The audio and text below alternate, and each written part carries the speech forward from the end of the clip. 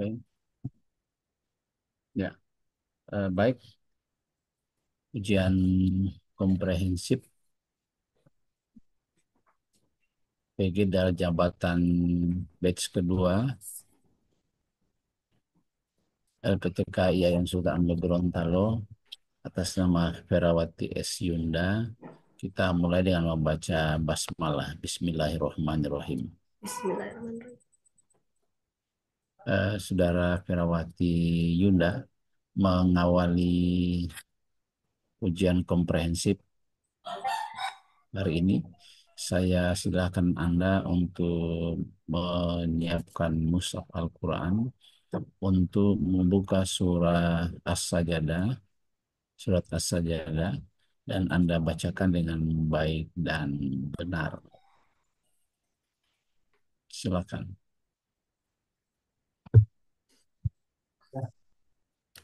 Ya, benar, Pak Lukman, kesiapan di sana.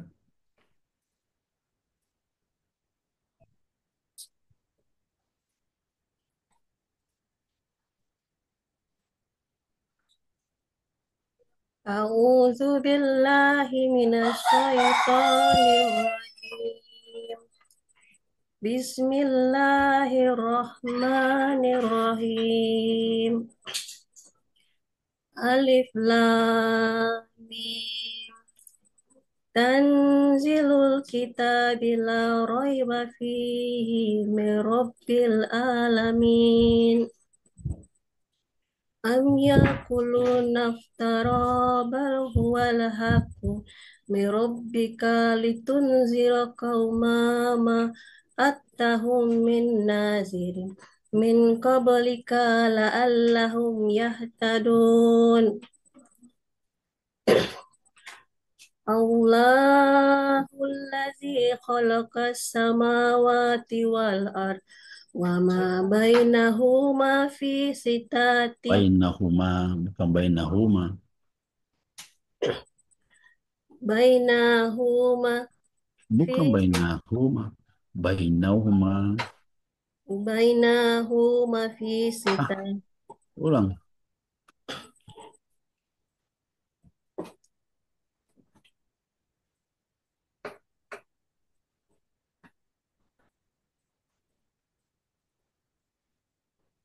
wa ma bainahuma fi Bukan. sitati Wa ma ayat bainahuma.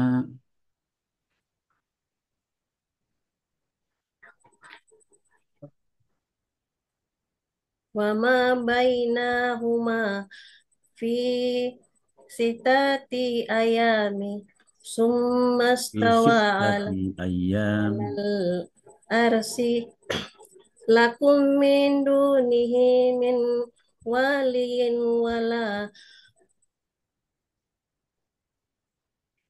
syafi'i afala tatazzakarun. Afala tatadzakkarun.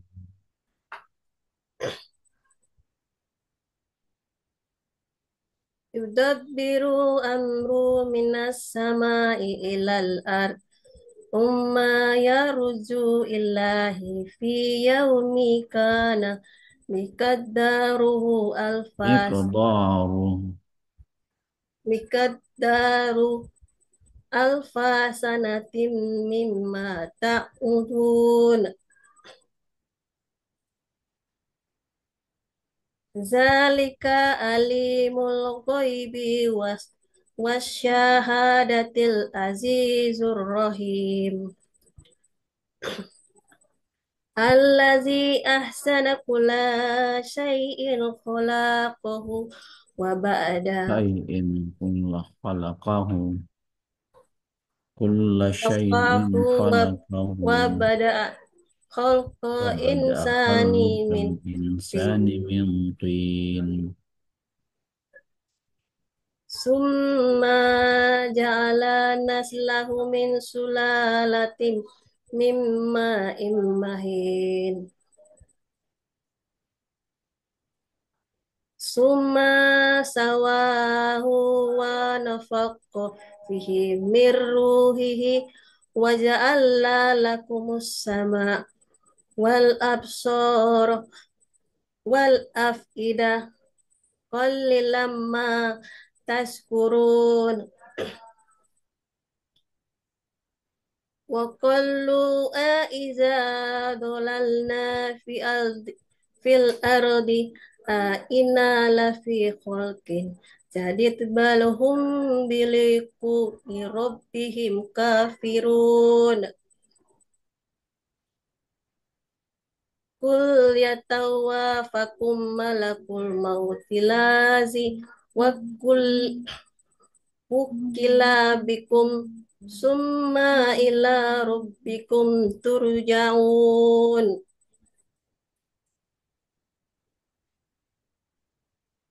Walau tara izil mujrimuna nakisu ru'usihim inda rabbihim Rabbana absarna wa sami'na farji'na na'mal solihan inna muqinun.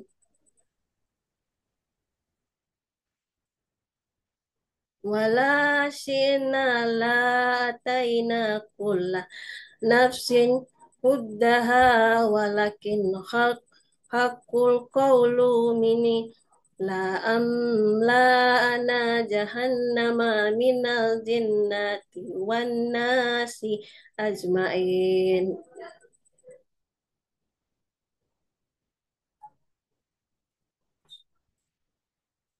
Fazuku bima nasitum liko ayyaumikum haza inna nasina akum wazuku azabal kulli bima kuntum ta'malun. Innama yu'minu bi ayatina lazina iza zukirru biha qarru sujada wasabbahu bihamdi rabbihim wa hum la yastakbirun. Ulang, ulang. Innama yu'minuna bi ayatina alladzina idza dzukiru biha kharru sujada wasabbihu bihamdi rabbihim wa hum la yastakbirun.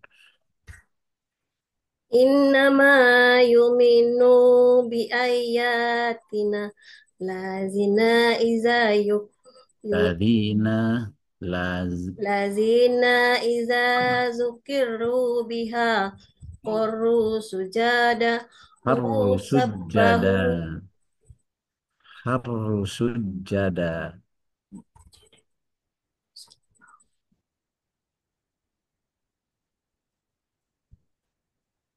qarru harru sujada sujada wa sabbih. sabbahu bihamdi rabbihim wa hum la yastakbirun. Sadaqallahul azim. Sadaqallahul azim. Baik, selanjutnya Vera Herawati, Anda jelaskan teori-teori belajar pembelajaran melandasi penyusunan rancangan pengembangan perangkat pembelajaran.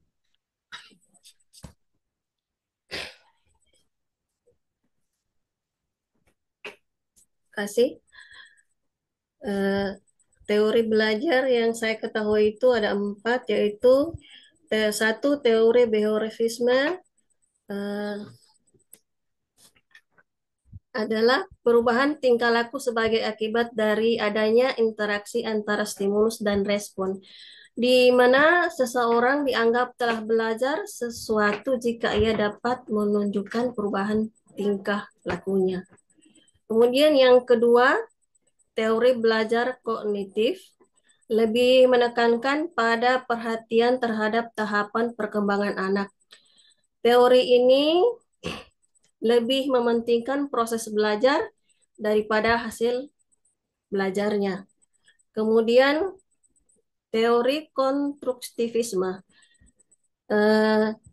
Teori ini memandang pembelajaran sebagai proses aktif di mana peserta didik membangun pengetahuan mereka sendiri melalui pengalaman dan refleksi.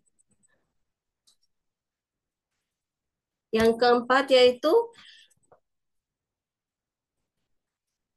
eh, teori humanisme. Teori humanisme berfokus pada perkembangan individu secara menyeluruh, termasuk aspek emosional, sosial, dan intelektual. Abraham Maslow memperkenalkan hierarchy of needs yang menekankan bahwa kebutuhan dasar seperti rasa aman dan diterima harus terpenuhi sebelum individu dapat belajar secara optimal.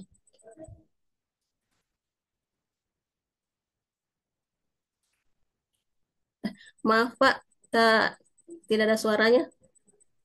Silakan dijelaskan juga tentang pengembangan pembelajaran terkait dengan perumusan tujuan pembelajaran, alur tujuan, pendekatan TPACK, PBL, dan PJBL.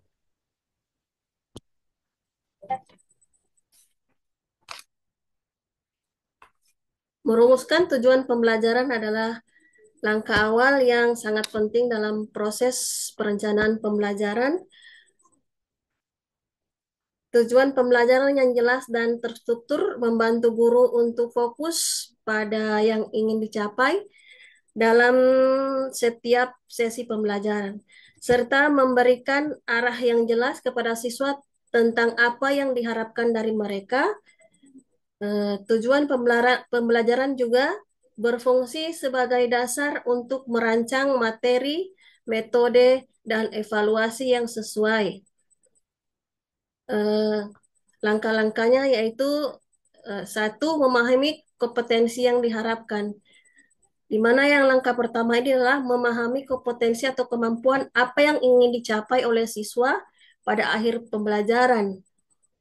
Tujuan ini harus terkait dengan standar kurikulum atau kompetensi dasar yang berlaku.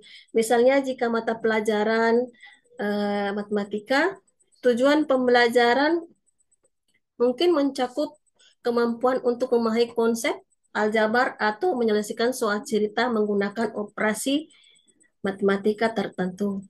Kemudian yang kedua, menggunakan prinsip SMART.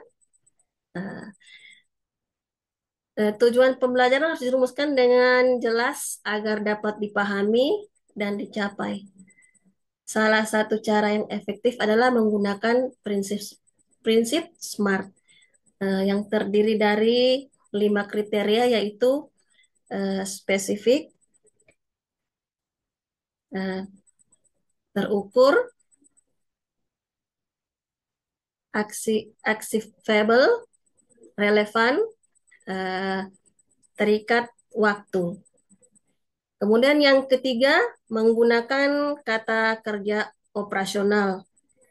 Dalam merumuskan tujuan pembelajaran, penting untuk menggunakan kata kerja yang menggambarkan tindakan yang dapat diamati dan diukur. Kata kerja ini seringkali digunakan dalam taksonomi Bloom yang mengklasifikasikan tujuan pembelajaran berdasarkan tingkat kognitif. Eh, Beberapa contohnya kata kerja operasional antara lainnya adalah pengetahuan, ada menyebutkan, menjelaskan, mengenal. Ada pemahaman, mengidentifikasi, menggambarkan, mengklasifikasi. Baru ada penerapan. Di dalam penerapan ini ada menggunakan, memecahkan, atau mengaplikasikan.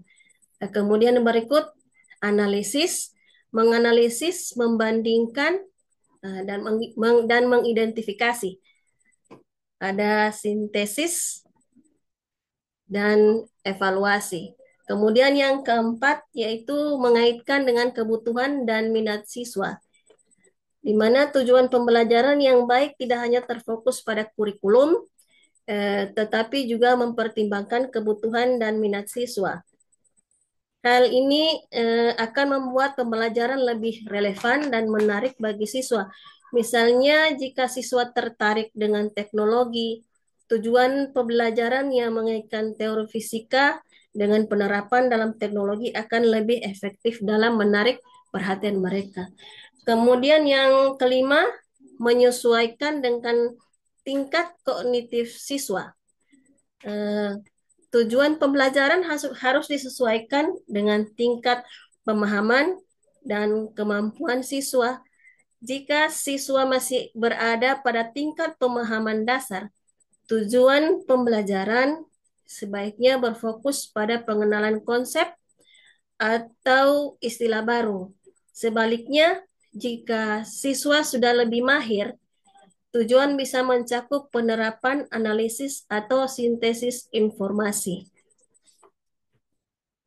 Eh, yang keenam, merumuskan alur tujuan pembelajaran. Merumuskan alur tujuan pembelajaran adalah langkah penting dalam merancang proses pembelajaran yang terstruktur dan sistematis.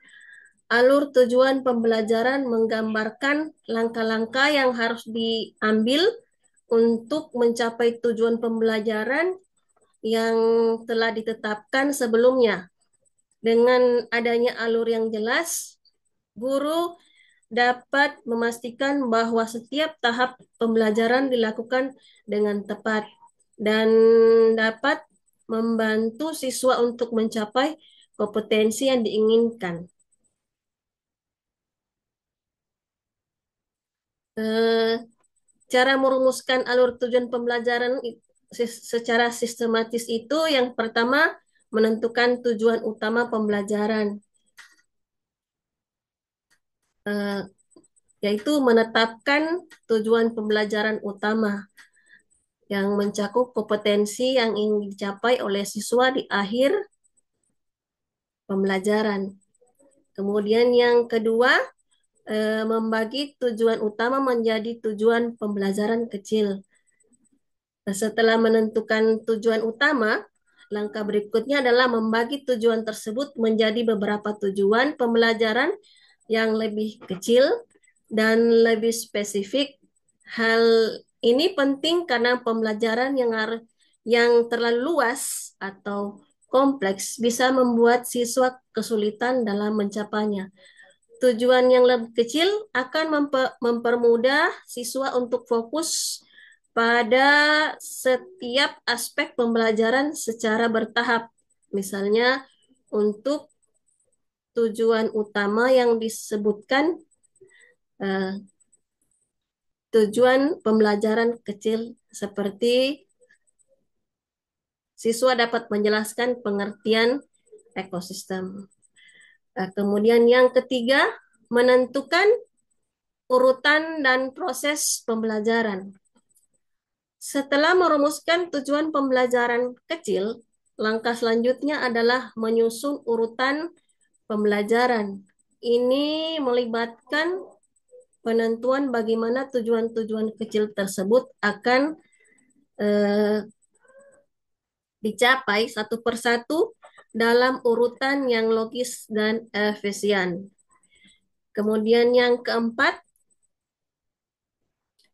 memilih metode dan strategi pembelajaran yang tepat. Untuk setiap tujuan pembelajaran kecil, guru perlu memilih metode dan strategi pembelajaran yang sesuai. Metode ini bisa berupa ceramah, diskusi kelompok, percakapan interaktif, studi kasus, atau eksperimen, tergantung pada tujuan pembelajaran yang ingin dicapai. Kemudian yang kelima, menyusun kegiatan pembelajaran yang sesuai. Eh, Alur tujuan pembelajaran mencakup penentuan kegiatan pembelajaran yang harus dilakukan untuk mencapai setiap tujuan kecil. Setiap kegiatan harus sesuai dengan tujuan yang ingin dicapai. Misalnya, setelah siswa memahami definisi ekosistem, eh, kegiatan berikutnya adalah berupa eksperimen kecil untuk menunjukkan bagaimana komponen eh, biotik dan abiotik saling berinteraksi.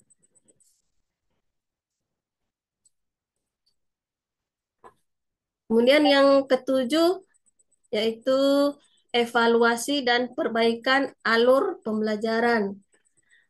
Setelah alur tujuan pembelajaran diterapkan, guru harus melakukan eh, evaluasi terhadap proses pembelajaran dan pencapaian siswa.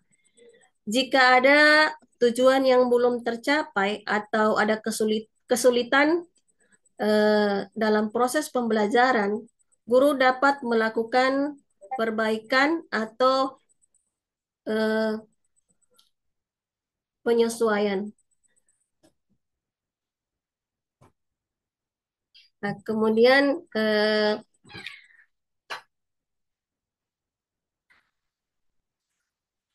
TPACK atau teknologi pedagogical and content knowledge adalah sebuah kerangka kerja yang menggabungkan tiga komponen utama dalam proses pembelajaran yang efektif, yaitu pengetahuan teknologi, pengetahuan pedagogik, dan pengetahuan konten. Eh,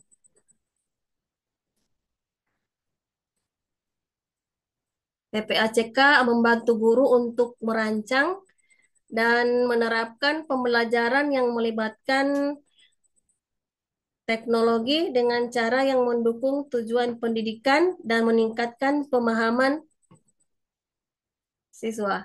Nah, berikut PBL.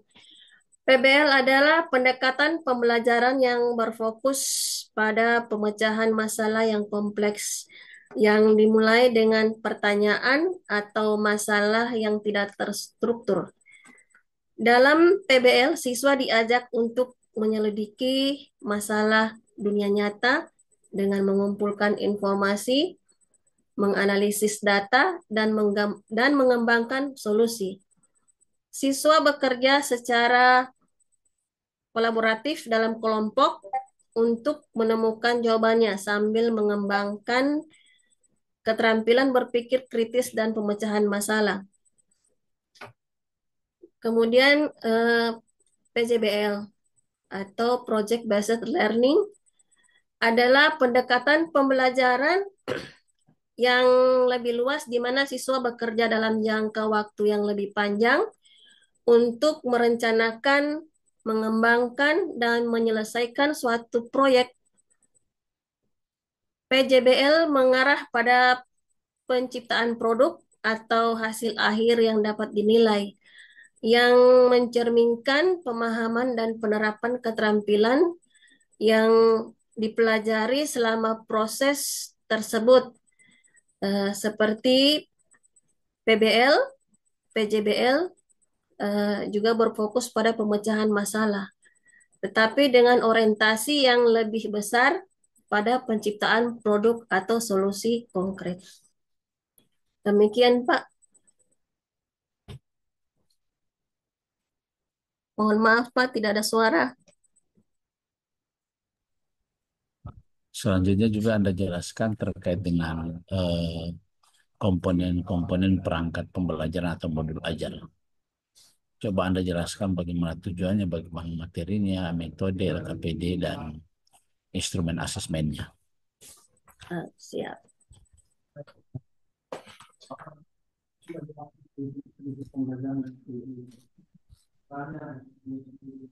Komponen-komponen dari modul ajar yaitu Ya, yang yang pertama adalah identitas, dia di mana ada mata pelajaran, ada elemen, ada fase. Kemudian ada CP, baru ada TP tujuan pembelajaran. Kemudian ada KKTP. Eh, Baru profil pelajar Pancasila. Itu ada materi pembelajaran, ada sarana prasarana, ya. Halo? ada model dan metode Ya, pembelajaran. bagaimana buat dia? Oke, Ada sedang pemahaman bermakna, ada pertanyaan pemantik. Kemudian di kegiatan saya itu mau tunggu dulu nih Pak inti Nimen atau masih. langkah-langkah pembelajaran itu ada pendahuluan, Ya kemudian mudah-mudahan kegiatan berkenan. inti, dan penutup. Baru yang berikut ada penilaian. Di sini penilaian itu ada penilaian diagnostik, ada eh, penilaian formatif dan sumatif. Nah, kemudian saya akan menjelaskan eh, asesmen diagnostik itu dilakukan sebelum proses pembelajaran dimulai untuk mengetahui kemampuan awal, pengetahuan, dan kebutuhan belajar peserta didik. Salah satu contohnya adalah dengan pretest, dengan wawancara. Kemudian asesmen formatif. Asesmen formatif dilakukan selama proses pembelajaran untuk memantau kemajuan kemajuan siswa. Contohnya eh, tes ada kuis, latihan, diskusi kelompok, dan penugasan. Eh, Kemudian yang berikut asesmen sumatif. Asesmen sumatif adalah proses evaluasi yang dilakukan pada akhir proses pembelajaran untuk menilai pencapaian siswa. Contohnya ujian akhir semester, Salah lagi. Balik proyek dari ke akhir, salah. portofolio, atau karya siswa.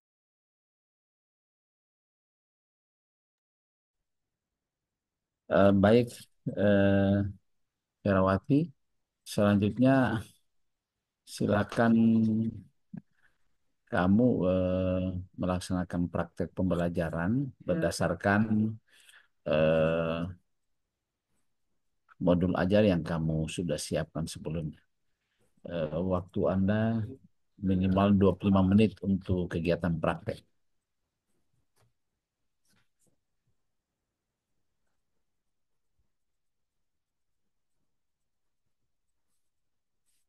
Bismillahirrahmanirrahim.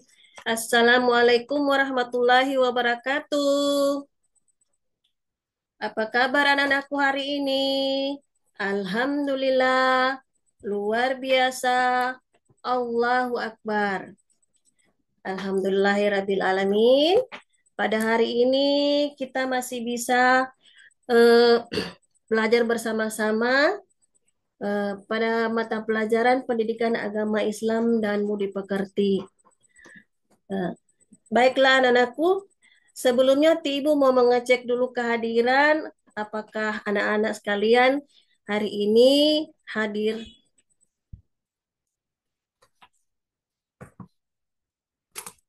Baik, Ibu akan absen. Muhammad Ardian Sangule hadir. Alhamdulillah hadir ya. Eh, Siren Poha hadir. Alhamdulillah hadir. Nur Ain ada hadir. Alhamdulillah hadir. Alhamdulillah pada hari ini hadir semuanya. Insya Allah kita sudah siap untuk belajar bersama-sama. Tapi sebelum memulai pembelajaran seperti biasanya, kita harus berdoa terlebih dahulu. Untuk itu kita memulai pembelajaran dengan berdoa bersama-sama yang akan dipimpin oleh ketua kelas. Eh, Kepada Muhammad Ardian Sanggule, silakan memimpin doa belajar.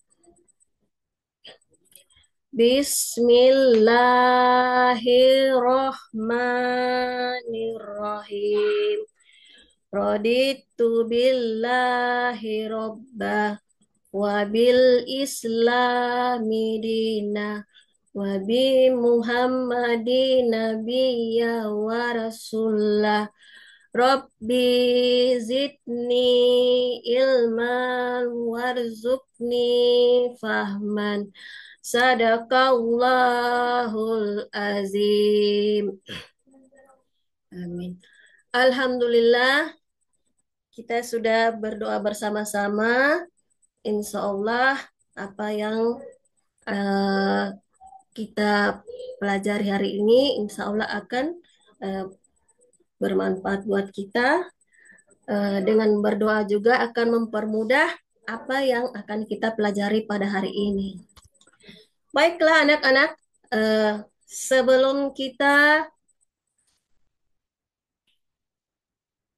lanjut pada pembelajaran, kita menyanyi dulu ya tentang pembelajaran pada hari ini. Ini ada sangkut pautnya dengan materi yang akan kita pelajari pada hari ini. Oke, kita menyanyi bersama-sama. Kitab-kitab Allah ada 4 macam, Zabur, Taurat, Injil, dan juga Al-Quran. Zabur Nabi Daud, Taurat Nabi Musa, Injil Nabi Isa, Al-Quran Nabi Muhammad. Terima kasih anak-anakku, kita sudah menyanyikan lagu ini. Nah, di sini kita akan belajar tentang kitab-kitab Allah ya. Nah, adapun tujuan kita mempelajari eh, materi ini agar kita tahu kitab-kitab Allah itu ada 4, bukan saja hanya yang seperti yang kita ketahui adalah satu. Baik anak-anakku, agar lebih mendalam lagi pembelajaran, kita akan melihat, nah sini nanti memperlihatkan sebuah gambar.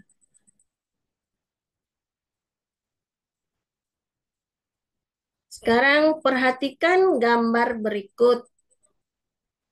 Anak-anak, ada gambar apa ini?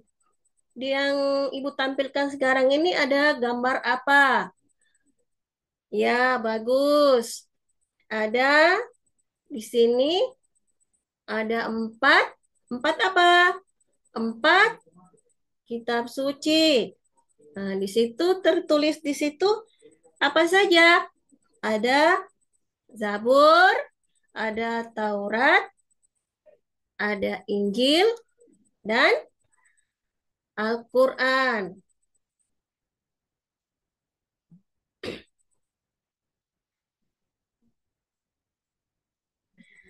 Menurut kalian mana yang termasuk kitab yang diturunkan Allah? Nah, kita akan belajar mengenal kitab-kitab Allah. Oke. Iman kepada kitab-kitab Allah berarti mempercayai bahwa Allah Subhanahu wa taala menurunkan kitab kepada para nabinya sebagai pedoman hidup umat dari nabi tersebut. Kitab-kitab itu berisi perintah, larangan, janji, dan ancaman Allah. Kitab-kitab tersebut merupakan firman Allah Subhanahu wa taala berupa wahyu yang dibukukan. 4 kitab tersebut yaitu Taurat, Zabur, Injil, dan Al-Quran. Di samping kitab-kitab tersebut, sebenarnya wahyu Allah juga ada yang berupa lembaran yang bertuliskan firman Allah.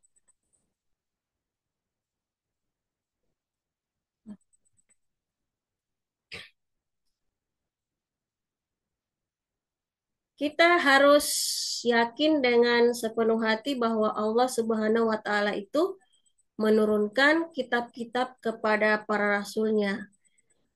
Yang pertama Sini ada kitab Taurat.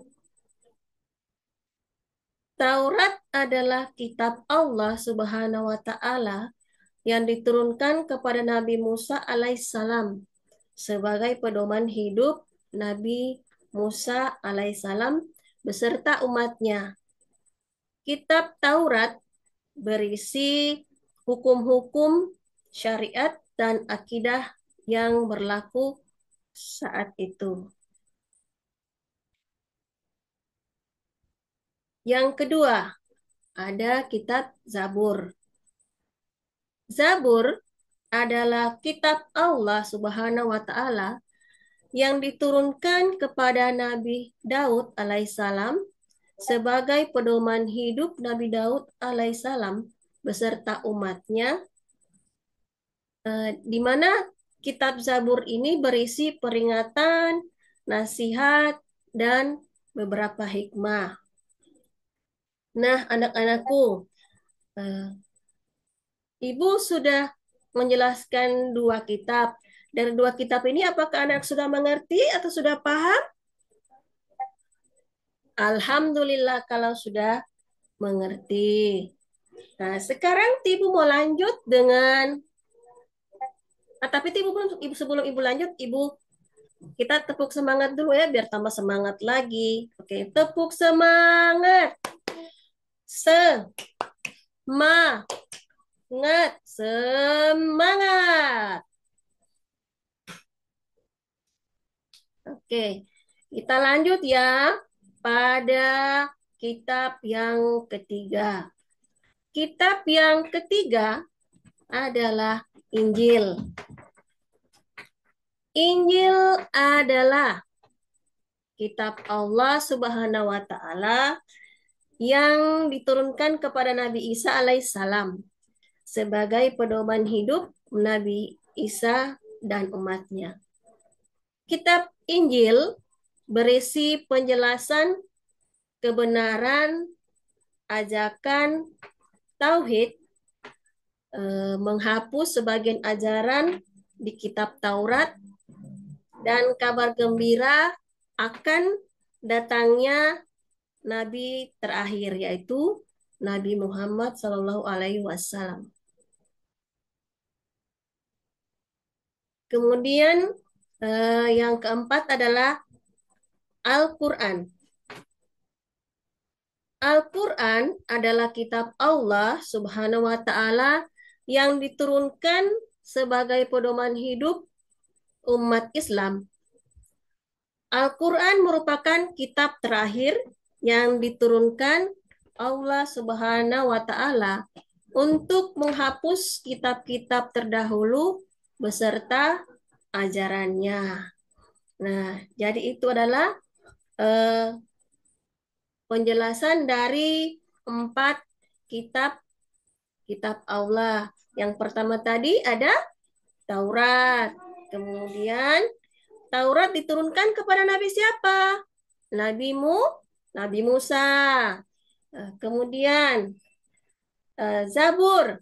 Kitab Zabur. Zabur itu diturunkan kepada Nabi Daud. Bagus. Oke. Yang ketiga, kitab Injil. Kitab Injil diturunkan kepada siapa? Nabi Isa. Ya, betul sekali. Kemudian, kitab yang terakhir ada Al-Quran. Al-Quran diturunkan kepada Nabi siapa? Ya, Nabi Muhammad Sallallahu Alaihi Wasallam. Nah, Al-Quran sebagai kitab yang terakhir diturunkan adalah itu dia berlaku sampai hari kiamat. Al-Quran akan dijaga oleh Allah Subhanahu wa taala sepanjang masa. Tidak akan ada yang dapat mengubahnya. Al-Quran merupakan mujizat Nabi Muhammad SAW yang terbesar dan terhebat. Nah, di sini membacanya saja kita sudah berpahala. Eh, Dia dihitung eh, per huruf, apalagi mempelajari dan mengamalkannya. Tentu pahalanya akan lebih berlipat ganda. Jadi anak-anakku sekalian, jangan lupa untuk selalu membaca Al-Quran. Yang belum bisa membaca Al-Quran, bisa belajar dari Iqra dulu. Insya Allah akan meningkat menjadi bisa membaca Al-Quran. Nah, di sini Ibu akan membagikan ini ya,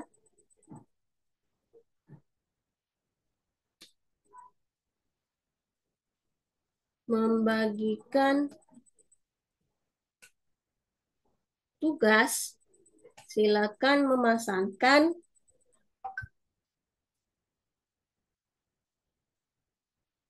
Tapi sebelumnya Ibu bagi kelompok ya, menjadi beberapa kelompok. Nah, nanti tugas yang Ibu akan berikan di sini, anak-anak silakan memasangkan sesuai dengan Nabi yang diturunkan. Nanti Ibu akan bagikan ada 4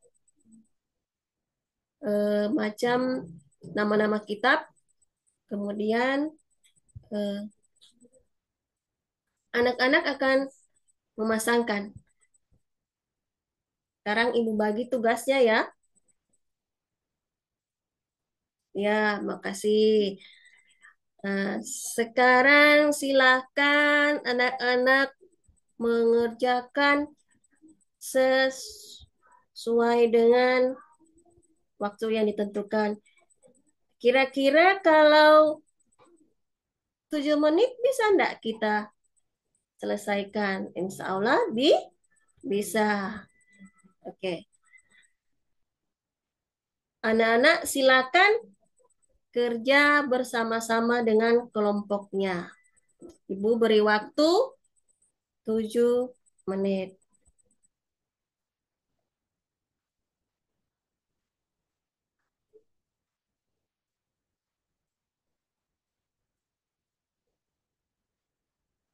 Ada yang sudah selesai? Kalau ada yang sudah selesai, silakan mempresentasikan di depan kelasnya. Oke, dari kelompok 1 dipersilakan. Kalau kitab Zabur itu diturunkan kepada Nabi siapa?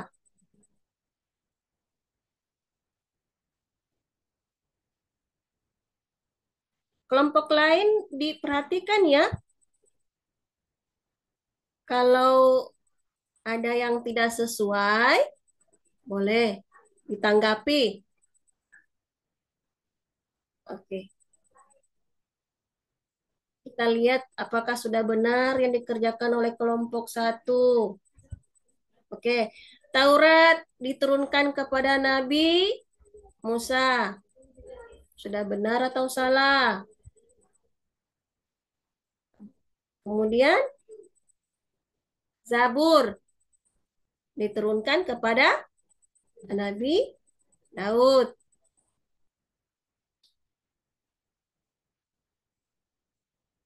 Oke, lanjut. Di situ ada kitab Injil. Pasangannya adalah diturunkan kepada Nabi siapa? Oke, Nabi Isa. Kemudian ada Al-Quran. Al-Quran pasangannya yang kemana? Iya, benar. Kepada Nabi Muhammad. Demikianlah presentasi dari kelompok satu. Beri tepuk tangan dulu untuk kelompok satu. Selanjutnya dari kelompok berapa yang sudah selesai? Oke, kelompok tiga, silakan. Sambil kelompok tiga mempresentasikan, anak-anak yang lain perhatikan ya. Berikan tanggapan. Oke, silakan kelompok tiga.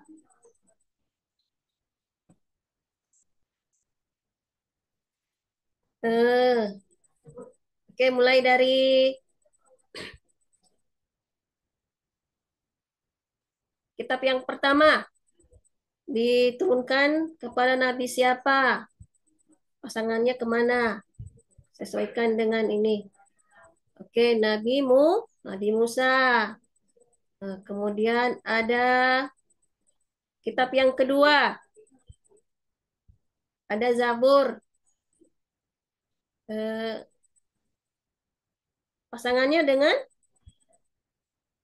oke, benar, Nabi Daud. Kemudian ada kitab Injil diturunkan kepada Nabi Isa. Dan yang terakhir Al-Quran diturunkan kepada Nabi Muhammad. Bagaimana anak-anakku sekalian? Yang dipresentasikan oleh kelompok tiga, apakah sudah benar? Alhamdulillah kalau sudah benar. Berikan tepukan dulu atau semangat buat kelompok tiga. Tepuk tangan dulu untuk kelompok tiga. Terima kasih ya kepada kelompok tiga sudah mempresentasikan hasil kerja kelompoknya.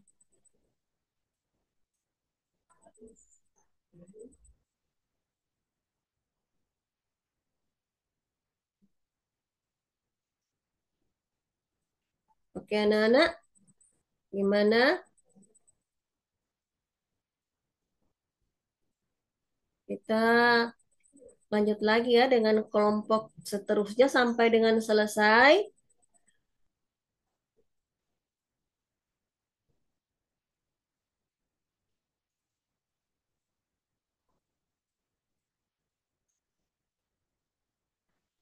Terima kasih kepada anakku semuanya sudah mempresentasikan hasil masing-masing kelompok dari kelompok satu, 2, dan 3. Alhamdulillah dari pemaparannya semua sudah bagus-bagus, sudah benar. Nah, kita di akhir ini ya.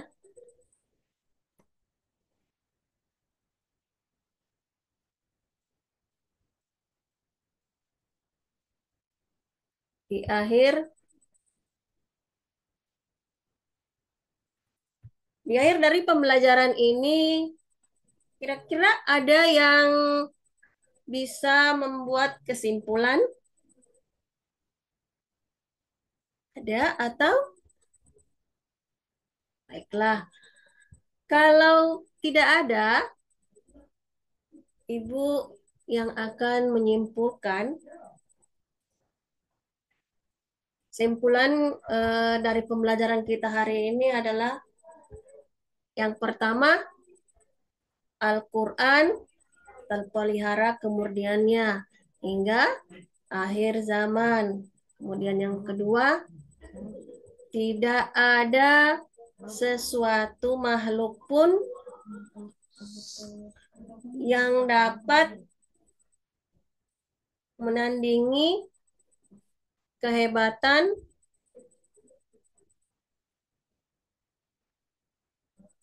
Al-Quran. Yang ketiga, membaca Al-Quran merupakan ibadah. Yang keempat, isi Al-Quran mencakup semua aspek kehidupan manusia dan sesuai dengan fitrah manusia. Nah, itulah kesimpulan dari pembelajaran kita hari ini. Insya Allah kita akan bertemu pada pembelajaran berikutnya.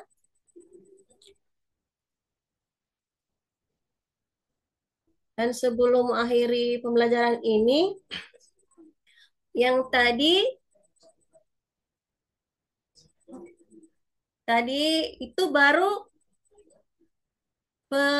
apa dulu penilaian per kelompok ya. Nah, sekarang Ibu mau memberikan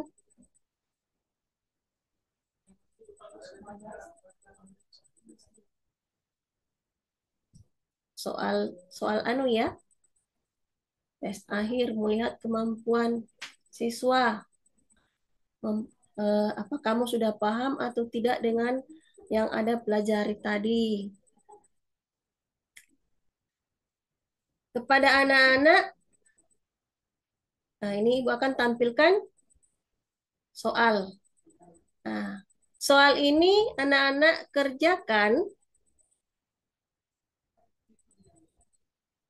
dikerjakan masing-masing, bukan per kelompok lagi ya, karena Ibu menilai eh, untuk masing-masing. Oke, di sini Ibu akan tampilkan soalnya. Oke, nah, pada tampilan itu baca baik-baik perintahnya. Pilihlah salah satu jawaban yang paling tepat antara A, B, C, dan D.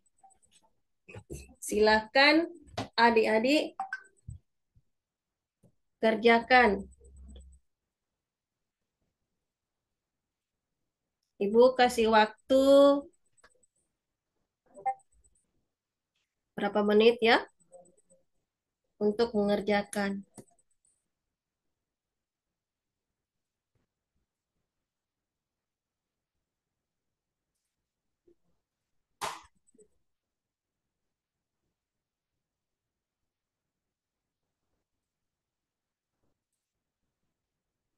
Ada yang sudah selesai mengerjakan? Untuk anak-anak yang sudah selesai mengerjakan, bisa dikumpulkan pada meja ibu di depan ya. Silakan dikumpulkan hasil jawabannya.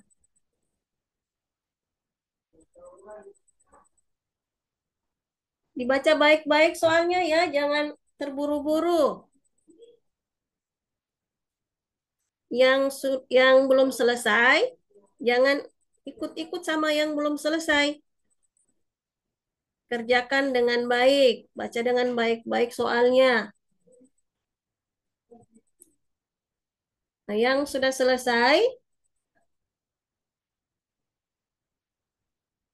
boleh diantarkan ke meja ibu dan kemudian kembali ke tempat duduknya.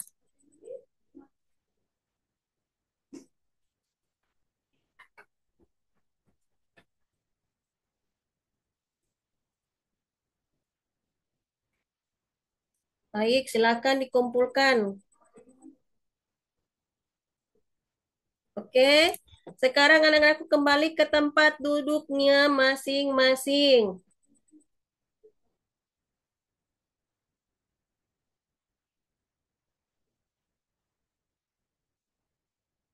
Baik, anak-anakku sekalian,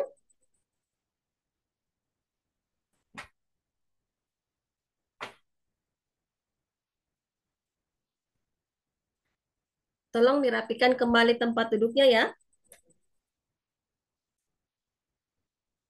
Walaupun pembelajaran sudah berakhir, tolong duduk secara rapi kembali.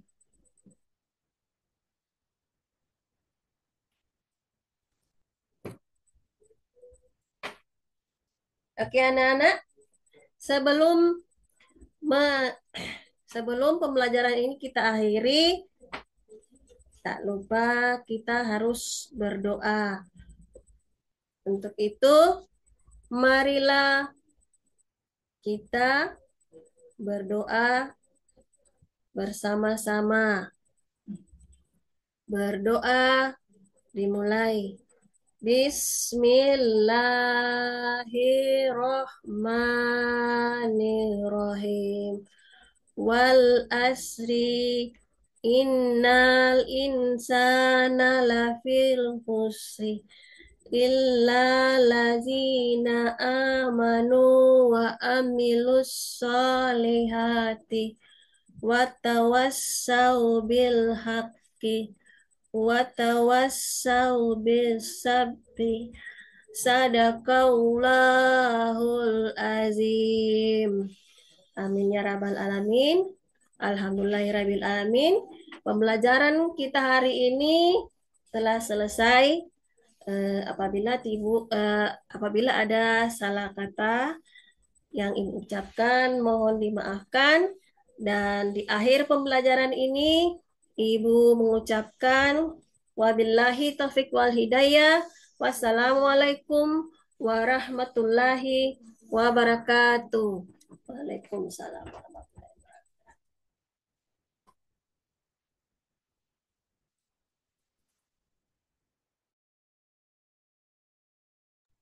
Baik, Bu Vera. Selanjutnya Anda jelaskan nanti isi rancangan modul proyek P5 PPRA.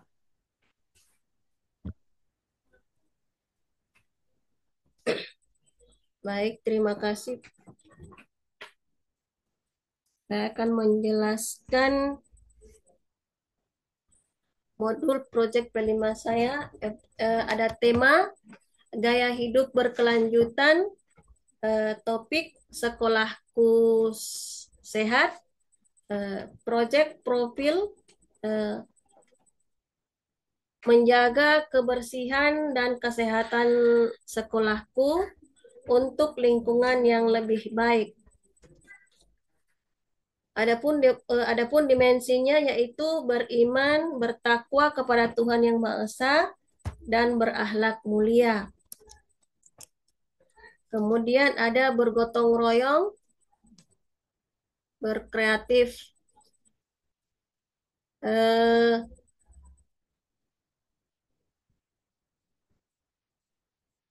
Elemennya yaitu akhlak kepada alam, kolaborasi, menghasilkan karya.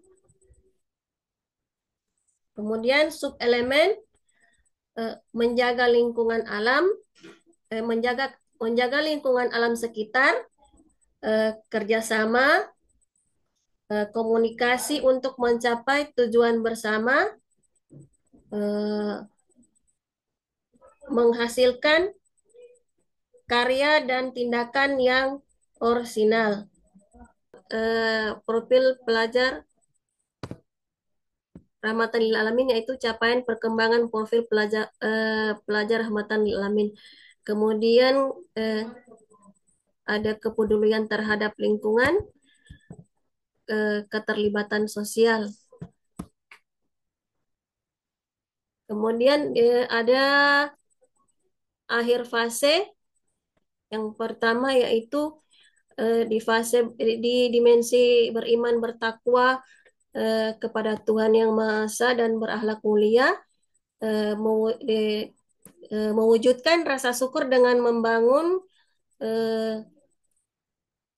kesadaran, kepedulian lingkungan, alam, dan menciptakan dan mengimplementasikan solusi dari permasalahan lingkungan yang ada.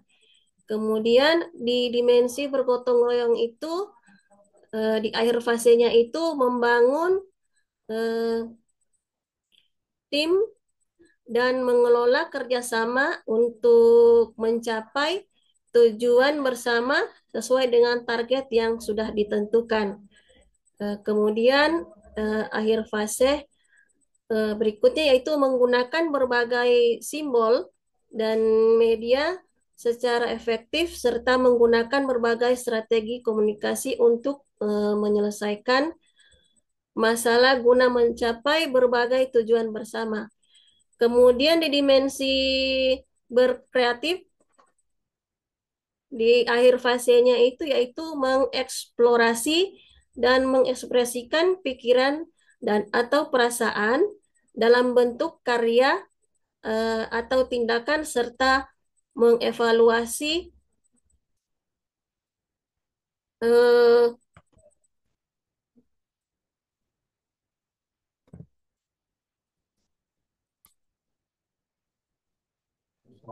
eh, dan mempertimbangkan dampak dan resikonya bagi diri dan lingkungan berbagai perspektif. Kemudian ada yang berikut yaitu peserta didik menunjukkan tindakan nyata dalam menjaga kebersihan dan kesehatan lingkungan sekolah. Dan yang terakhir, peserta didik berpartisipasi aktif dalam kegiatan bersama untuk menciptakan sekolah yang sehat dan bersih. Nah, untuk aktivitasnya itu di alur di alur ada pengenalan. Aktivitasnya adalah memperkenalkan peserta didik dengan tema sekolahku sehat, yaitu pentingnya menjaga kebersihan dan kesehatan di lingkungan sekolah. Yang kedua yaitu menyampaikan tujuan proyek untuk menciptakan sekolah yang lebih bersih, sehat, dan nyaman bagi semua peserta didik. Kemudian alur yang kedua yaitu kontekstualisasi. Eh, Aktivitasnya adalah menggali masalah terkait kebersihan di sekolah, seperti sampah yang tidak terkelola dengan baik, eh, area sekolah yang kotor, atau kebersihan di ruangan kelas. Eh, yang kedua yaitu peserta didik berdiskusi tentang dampak kebersihan terhadap kesehatan dan kenyamanan serta mencari tahu bagaimana kebersihan dapat meningkatkan kualitas lingkungan belajar. Alur yang ketiga yaitu aksi. Di sini menyusun rencana kegiatan kebersihan di sekolah seperti membersihkan kelas, halaman, toilet, dan tempat umum lainnya. Yang kedua yaitu mengajak teman-teman untuk membuang sampah pada tempatnya menggunakan tempat sampah yang telah disediakan serta menyarankan cara-cara baru yang lebih ramah lingkungan dan mengadakan program gotong royong secara rutin untuk menjaga kebersihan sekolah. Alur yang keempat yaitu refleksi. Di sini melakukan evaluasi terhadap pelaksanaan kegiatan kebersihan seperti bertanya pada peserta didik apakah kebersihan sekolah sudah membaik dan apakah mereka sudah lebih peduli terhadap kebersihan. Eh, yang berikut adalah diskusi bersama untuk mengetahui apa yang bisa diperbaiki agar kebersihan di sekolah lebih terjaga. Kemudian alur yang kelima yaitu tindak lanjut. Di tindak lanjut ini ada menyusun rencana tindakan untuk perbaikan jangka panjang seperti menciptakan jadwal rutin untuk gotong royong atau membuat poster untuk mengingatkan teman-teman menjaga kebersihan. Yang berikut adalah mengajak siswa untuk lebih disiplin dalam menjaga eh, kebersihan pribadi dan lingkungan sekolah. Kemudian eh, pada rubrik penilaian, di sini di sub elemen ada menjaga kebersihan sekolah. Kemudian di kategorinya itu ada mulai berkembang, sedang berkembang, berkembang sesuai harapan, dan sangat berkembang. Di subelemen ini ada tiga, yaitu menjaga kebersihan sekolah, eh, itu yang pertama. Kemudian yang kedua, tanggung jawab terhadap kebersihan sekolah. Eh, yang ketiga yaitu menghasilkan karya dan tindakan yang orisinal. Demikian Pak, terima kasih. Oke, eh, selanjutnya Anda. Oke, saya kira cukup untuk ujian komprehensif atas nama Ferawati Osyunda, dan saya akhiri ujian komprehensif atas nama Ferawati Osyunda dengan sama baca hamdalah. Alhamdulillahirrabbilalamin. Assalamualaikum warahmatullahi wabarakatuh. Waalaikumsalam Untuk warahmatullahi wabarakatuh. rekamannya dipastikan secepatnya untuk diupload ke link ya, link Ya LMS. Pak. Oke, cukup Ya, ya. terima kasih Pak. Ya, sama-sama.